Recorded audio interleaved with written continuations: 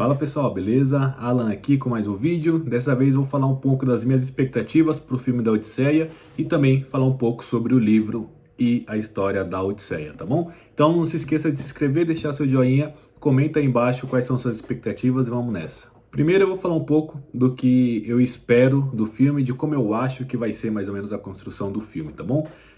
Primeiro, eu acho que um ponto importante da gente levar em consideração é que a gente faz um filme, a gente, né? Mas quando um diretor faz um filme, ele parte do princípio que ele está contando uma história que as pessoas não conhecem, tá bom? Então, a Odisseia, ela provavelmente ali do 7º século antes de Cristo, né? Homero ou os Homeros, né? Teriam vivido ali por volta do 7º século antes de Cristo, ou pelo menos o momento histórico onde essa história ela foi compilada, tá bom?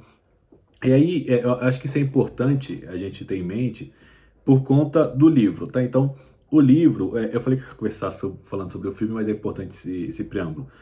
O livro, ele não segue uma estrutura linear de fatos e ele não tem aquela construção que vai ter um ápice no final, assim, com tudo sendo revelado ao longo da história. Há de fato um ápice, que é quando o Odisseu chega em Ítaca, ele vai resolver os problemas ali do castelo, mas a história do que aconteceu nos anos em que ele ficou fora, ele é contado antes, tá? Então, o livro, ele começa com o Odisseu, ou Ulisses, já chegando próximo a Ítaca, tá? Então ele já está ali no 9º ano, se não me engano, desde que a Guerra de Troia acabou.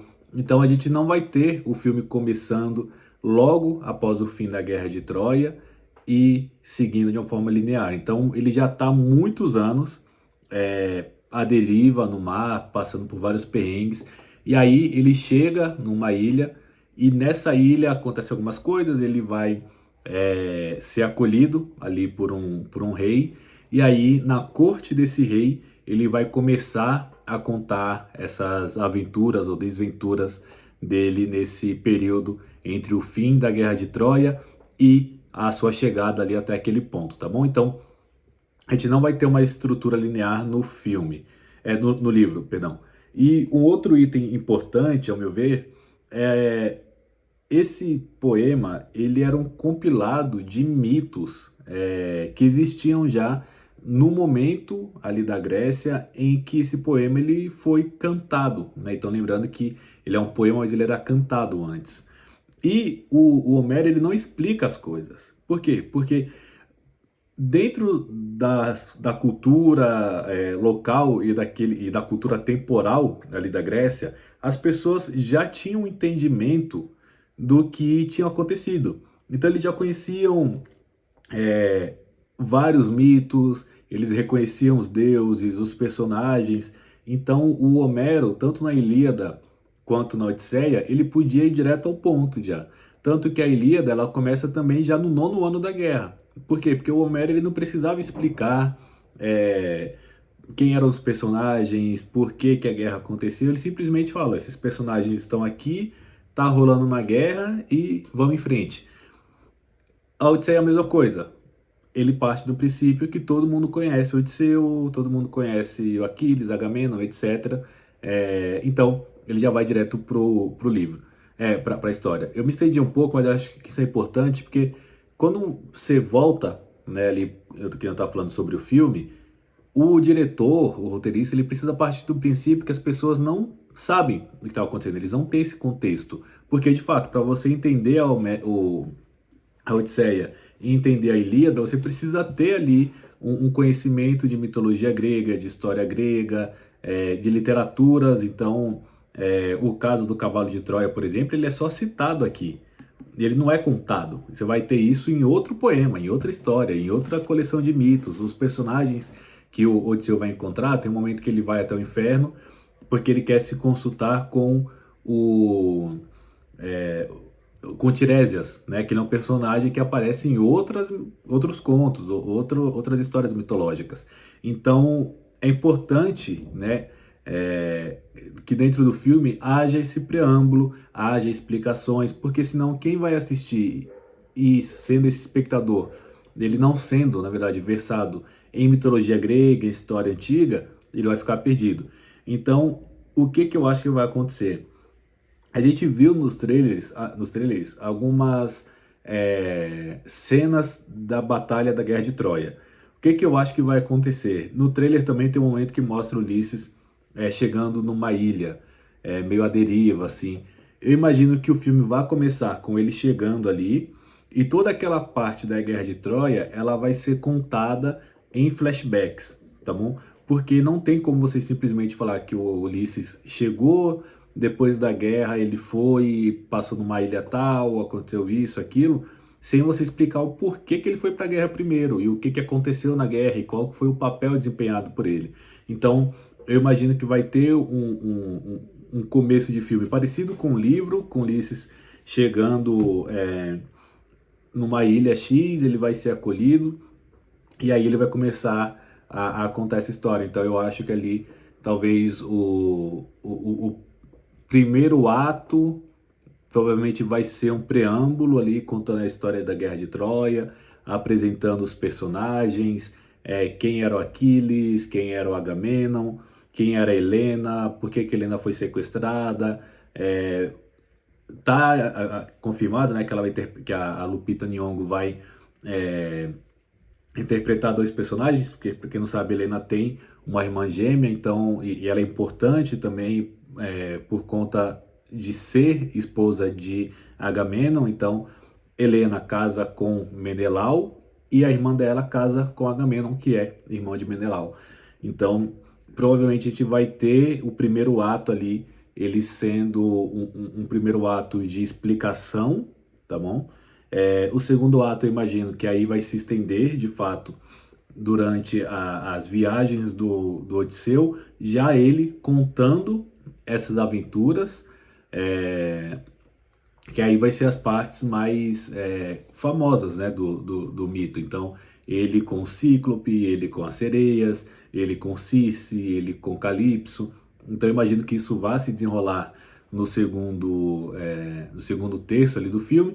E o último terço, com certeza, vai ser o Odisseu já em Ítaca, e aí todo aquele plot dele de fazer testes para descobrir quais dos empregados ali da corte, do castelo, se mantiveram leais a ele, e aí todo o plano dele com a deusa Atena e com Telêmaco para eles se vingarem, e depois todo o desenrolar ali do atrito ali, do conflito, né, entre Ulisses e os pretendentes de Penélope. Então, eu imagino que o filme ele vai se estruturar dessa forma, mas eu tenho certeza que ele vai gastar mais tempo dando contexto do que acontece no poema, porque, de novo, na sociedade antiga grega, as pessoas já tinham ciência desses mitos, eles já conheciam os personagens, as histórias, os deuses.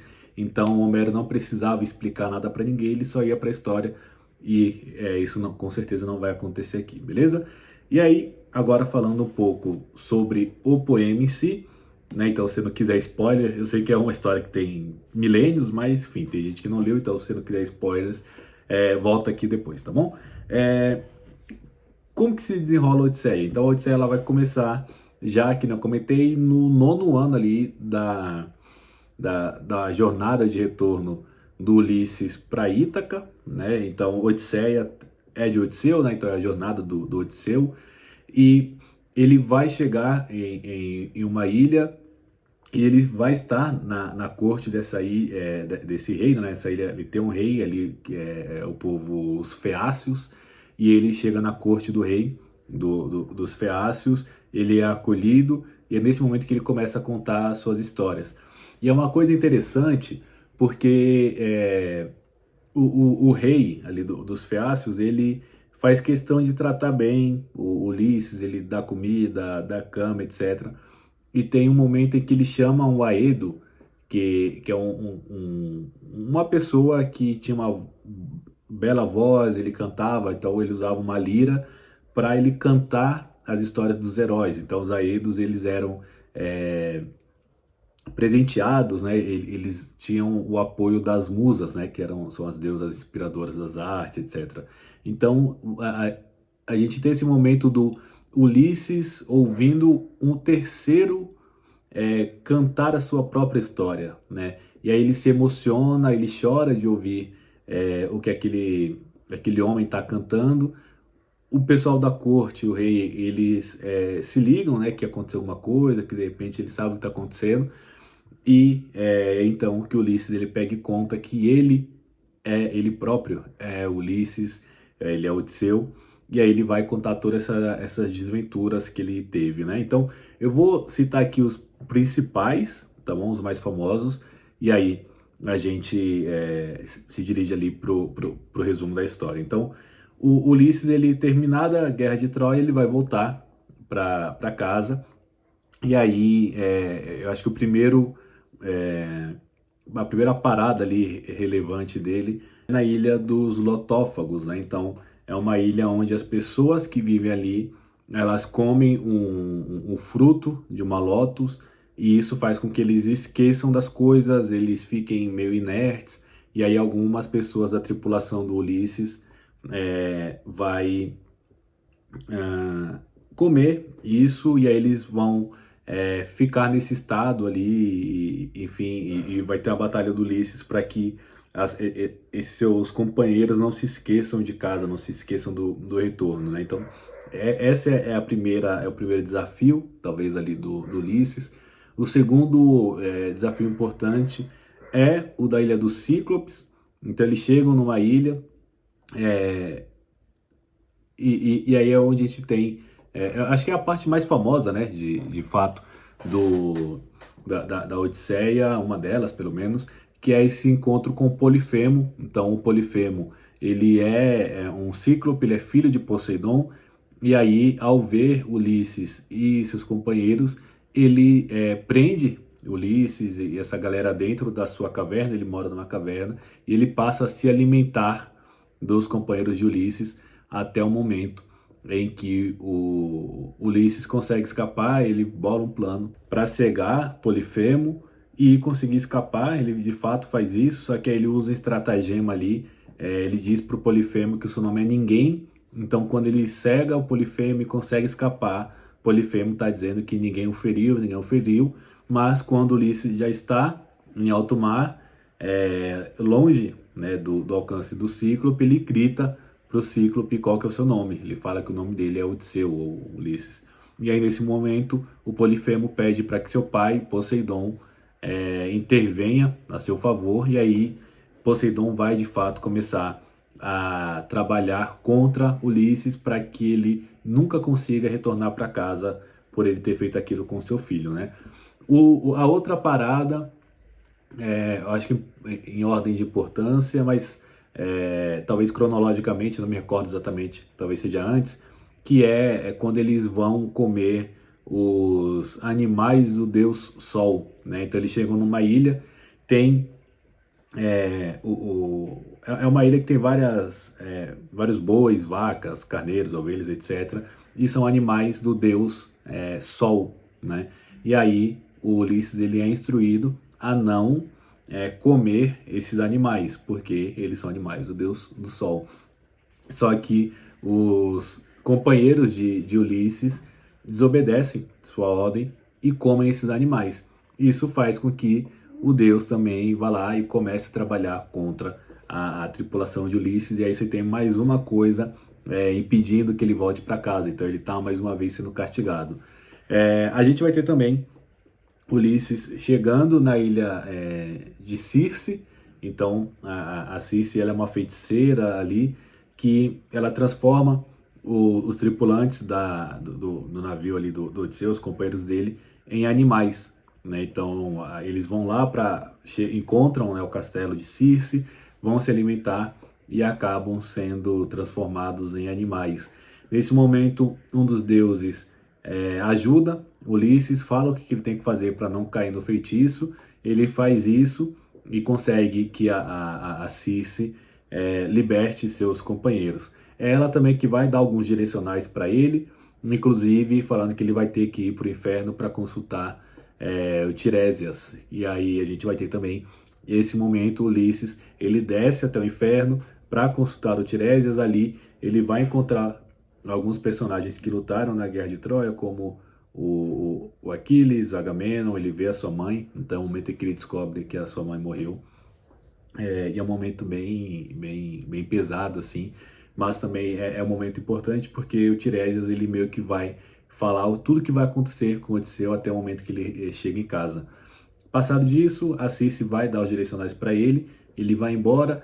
A gente vai ter também um momento em que ele vai ter que decidir entre enfrentar Caríbides e Sila. Então é um outro desafio que ele tem no mar. De um lado ele vai ter rochas, então eles falam que é um monstro, né? Que você passa com a embarcação ali, ela vai comer alguns companheiros de Ulisses, e o outro é uma espécie de redemoinho ou monstro que suga e cospe água, né? E aí talvez se ele passasse por ali, ele ia ter que talvez ele morresse porque o navio seria sugado. Também vai ter a passagem dele com as sereias. Então a Circe também fala o que ele tem que fazer. Então ele pede para os companheiros colocarem cera de abelha em seus ouvidos para não ouvirem o canto das sereias, mas ele próprio ele pede para ser amarrado no mastro do navio para que ele escute esse canto. Depois disso ele vai chegar, então várias coisas vão acontecendo, ele vai perdendo a tripulação, ele vai chegar na ilha da deusa Calypso, que é onde ele passa mais tempo. Ele fica preso lá durante anos. A Calypso quer que ele aceite viver com ela para sempre, ela promete imortalidade para ele e ele não aceita, né? Então a gente vai ter essa descrição de que durante ele dormia com ela, enfim, ele passava as noites com ela, mas todo dia de manhã ele ia para a praia para chorar porque ele não conseguia voltar para Ítaca, ele queria voltar para sua casa. Até o momento em que Zeus intervém, o Ulisses é liberto ali pela Calypso, e ele avança, ele vai passar por algumas outras ilhas até o momento que ele chega em Ítaca, e ali ele vai ter o momento em que ele vai buscar ali descobrir quais dos funcionários ali de seu castelo eram fiéis a ele. Ele bola um plano junto com o porqueiro, junto com o Telêmaco, que é o seu filho, e aí tem um momento também em que tem os desafios, né, dentro da corte. Então ele fica lá alguns dias, como se fosse um mendigo, para ver como que são esses homens que estão querendo tomar sua mulher e o castelo, etc., matar seu filho. Então ele fica ali um tempo, ele é maltratado, então tem várias coisas que acontecem até o momento em que de fato ele consegue matar todo mundo. Ele se vinga de todos, assim, é um momento super sangrento. Inclusive ele mata as aias ali que viviam no castelo, e aí ele pega e enfim, finaliza a sua jornada matando esses pretendentes, se vingando e retomando o controle de seu castelo e da sua ilha. O poema acaba, se não me engano, com ele se preparando para enfrentar uma revolta da população de Ítaca, porque ele matou praticamente todos os príncipes da ilha, então ele sabia que ia haver retaliação, só que os deuses intervêm para que não haja mais mortes, não haja mais conflito. E aí o poema acaba com eles meio que desistindo dessa batalha. E para muitos é o momento em que a mitologia grega acaba, porque a partir daí a gente não vai ter mais histórias, mitos que se passam depois disso. É como se os deuses se afastassem de fato das interações com os humanos. Então, basicamente, essa é a jornada do Ulisses, do Odisseu, desde o momento do fim da Guerra de Troia até o momento em que ele, enfim, retoma o seu reino, de fato, em Ítaca, tá bom? Então, no geral é isso. Eu não entrei em muitos detalhes, eu acabei não falando tanto da Penélope, porque eu já falei disso um pouco em outro vídeo, como quando eu falo ali. Então procuro aqui, eu vou deixar linkado, um vídeo que eu apresento os principais personagens da Odisseia e quem são possivelmente os atores que vão interpretá-los no filme do Nolan. Então lá eu falo um pouco mais sobre a jornada de cada personagem, fechou? Então é isso, não deixem de se inscrever, deixa seu joinha, deixa um comentário aqui e nos sigam para mais um vídeo, fechou? Valeu, tchau.